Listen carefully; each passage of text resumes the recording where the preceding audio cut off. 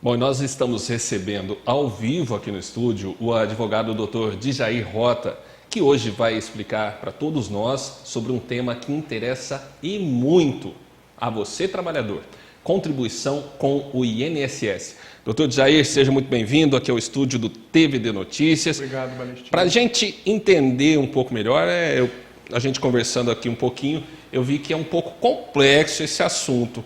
O que é, na verdade, que o trabalhador tem direito de desconto dessa contribuição? Boa noite, Balestinha. Boa noite à população mocoquense. Prazer muito grande estar aqui mais uma vez. O assunto ele é um pouco complexo, porque as pessoas têm que entender que o INSS, a contribuição previdenciária, ela tem duas características. A primeira delas, que é a questão previdenciária propriamente dita, e a segunda delas é o caráter tributário do INSS. Então, quando o trabalhador e até o próprio empregador, ele contribui com o INSS, ele paga o INSS, ele tem em mente que, ao mesmo tempo que é para a Previdência, é uma verba tributária. Tá? E o que lida-se na justiça tributária com o INSS? As verbas que elas não são incorporáveis ao patrimônio do trabalhador. Cita-se, por exemplo, férias, o terço constitucional de férias, o 13º, os primeiros 15 dias de auxílio-acidente, aviso prévio indenizado, em alguns casos, horas extras, são verbas que não são de caráter propter laborem. Tá? São verbas que não têm a natureza salarial. São verbas que os trabalhadores eles recebem em condições especiais e esporádicas. Por exemplo, 13º, diga-se gratificação natalina. Não é verba que entra no patrimônio, no salário do trabalhador todos os meses. Então, o Poder Judiciário ele tem entendido que tais verbas não são passíveis de haver contribuição previdenciária. Então, tanto o patrão quanto o empregado, ele pode pleitear na justiça o direito de não pagar INSS sobre estas verbas. Para a gente entender um pouquinho, desculpa cortar, doutor, por exemplo, o trabalhador ele tem a obrigatoriedade, de acordo com o valor que ele ganha de salário, ele tem aquele desconto obrigatório do INSS. Mas a Justiça está entendendo que ele não é obrigado a ter esse desconto do INSS nessas verbas que o senhor citou, 13º, um terço de férias. Nessas questões, então, a Justiça está entendendo que o trabalhador não precisa, e nem o patrão também, pagar essa contribuição ao INSS. É mais ou menos isso? Sim, de fato. A gente chama a contribuição do INSS de contribuição compulsória. Contribuição compulsória são pagamentos que o trabalhador faz que não depende da vontade dele, que ele é obrigado a fazer. Sabemos que a contribuição, a alíquota da contribuição do INSS ela é progressiva. Quanto mais se ganha, mais se contribui. Mas a justiça, apesar de crises, enfim, ela vem reconhecendo esse direito, que não é obrigatório o trabalhador e também o patrão contribuir com o INSS, pagar o famoso salário-contribuição, sobre verbas que não são incorporáveis ao salário do trabalhador. Então, por exemplo, um trabalhador que está na ativa, no mercado, fazendo a sua contribuição, trabalhando, vamos dizer, há 10, 15 anos, ele pode pedir judicialmente sobre esse tempo que ele está contribuindo ou existe um tempo específico que pode ser pleiteado? Sim. O trabalhador que ele quiser pleitear na justiça a famosa devolução, né? Ele vai abarcar nas questões de prescrição tributária. O direito tributário ele alcança apenas os 5 últimos anos. Então, até 5 últimos anos, ele vai conseguir, muito provavelmente, reaver o dinheiro que, em tese, ele gastou a mais com o INSS. De 5 anos para trás, ele não vai conseguir, alcançou a prescrição. Quem teria, então, esse direito? Todos os trabalhadores, seja da iniciativa privada, seja da iniciativa pública, sejam eles servidores estatutários do município, do estado ou da União, ou empregados públicos, que são aqueles funcionários que trabalham, por exemplo, para a prefeitura, mas são regidos pelo regime da CLT. Bom, o nosso telespectador que está nos assistindo agora deve estar perguntando: se eu entrar com esta ação judicial e ter a garantia dessa devolução dessa contribuição ao INSS, isso vai interferir lá na frente na minha aposentadoria? Isso é uma questão muito complexa, que vai envolver tanto o caráter tributário da Previdência, quanto o caráter propriamente previdenciário. Não é que ele não vai ter nenhum reflexo, principalmente se ele está habituado a receber hora extra. Se o trabalhador ele tem o hábito de receber hora extra, muito provavelmente essa ação prejudique na sua aposentadoria.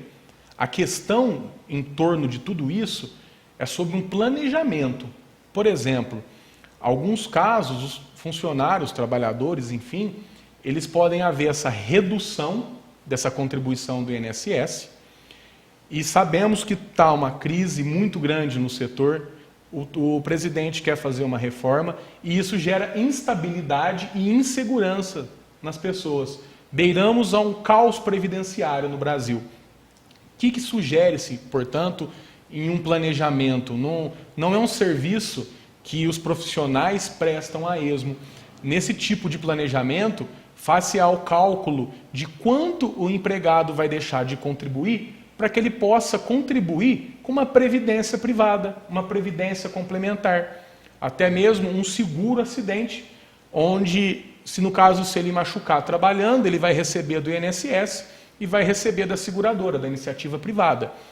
E diminuindo a contribuição do funcionário, ele faz uma previdência complementar na previdência privada, ele terá duas previdências. É diferente porque a previdência do INSS você não consegue fazer um prognóstico para o futuro. Muitas pessoas falam, paguei sobre 3 salários mínimos a vida inteira e aposentei com 1,5 salário, 2, mas é que quando elas pagaram, por INSS não tem o salário mínimo, é sobre valor. Então, quando o salário mínimo era R$280, por exemplo, a contribuição não foi sobre o salário mínimo, foi sobre R$280. Então, isso gera essa instabilidade e essa dúvida nas pessoas. Agora, a questão da previdência privada, você consegue fazer um prognóstico para o futuro. Você consegue programar a sua previdência. Eu vou colocar X reais por mês durante 15, 10, 20 anos. E depois desse tempo eu vou viver com saques mensais e não terá problema. Se eu tiver uma emergência, conseguirei sacar minha previdência privada, vou antecipá-la. Então você tem uma liberdade maior. Então a questão do trabalhador pensar, ficarei prejudicado na minha aposentadoria? Não. Ele terá 2 aposentadorias, a privada e a pública. Sendo que a pública ele fica à mercê da programação e dos índices de indexação econômica do governo, e na privada ele consegue programar 10, 15, 20, até 30 anos o futuro dele. É muito mais cômodo trabalhar com essa segurança. O patrão também teria esse direito de reaver essas contribuições que foram pagas ou não? Sim, sim. A justiça ela tem entendido que o direito é tanto do trabalhador quanto do empregador. Então, numa eventual negociação, que agora se permite pela nova legislação trabalhista, pode-se entrar em acordo o funcionário e o patrão falar, vamos reduzir a contribuição previdenciária e vamos fazer um fundo de previdência privada da empresa. E esse fundo de previdência privada da empresa acompanhará o funcionário, não importa se ele seja demitido ou troque de empresa, é dele, ele acompanhará. Então, acaba tornando uma alternativa muito interessante diante da liberdade de negociação e da liberdade de ação que o trabalhador vai ter diante da sua previdência. Bom, doutor, a crise, né, que a gente citou, o governo estava prestes a votar a reforma da Previdência, estava marcado agora já para o final do mês de fevereiro, mas como não conseguiu o quórum suficiente de 308 votos necessários para aprovação, o governo abortou de momento essa iniciativa. O senhor acha que essa crise pode influenciar essa decisão dos juízes ou uma coisa não tem nada a ver com a outra? Apesar de uma coisa não ter nada a ver com a outra, é sempre um argumento muito válido. O INSS sempre vai argumentar perante o juiz, olha, a Previdência está quebrada, o sistema previdenciário não está com uma saúde financeira boa.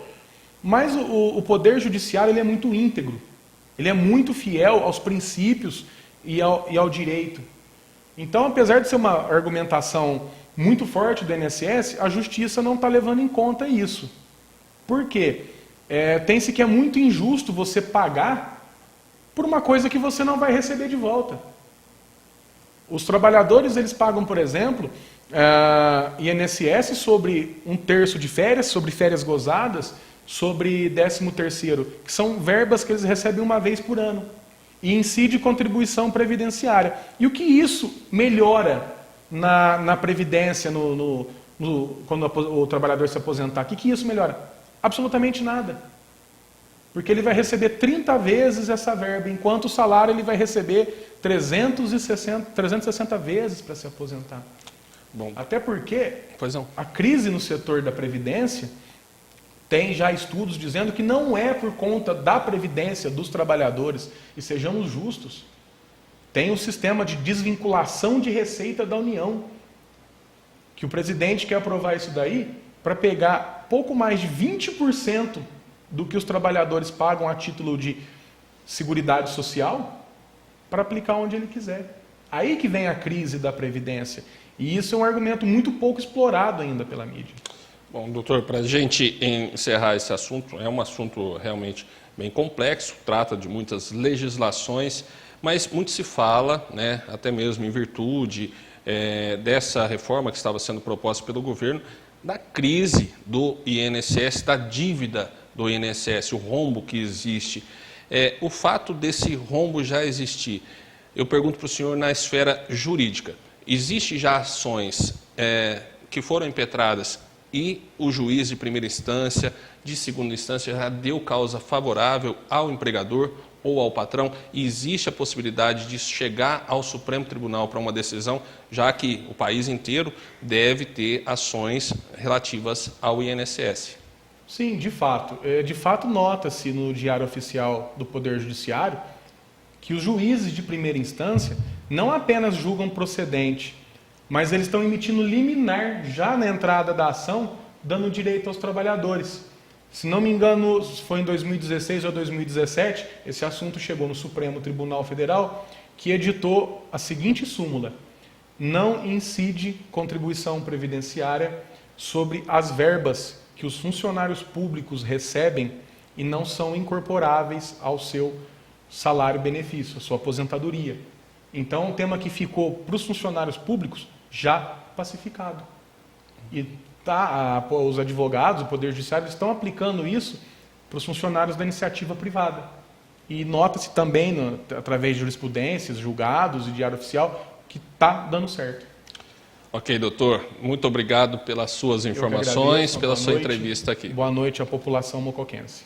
Bom, e mais dúvidas que você aí de casa tenha, você telespectador aqui do TVD Notícias, basta procurar um advogado e se informar melhor.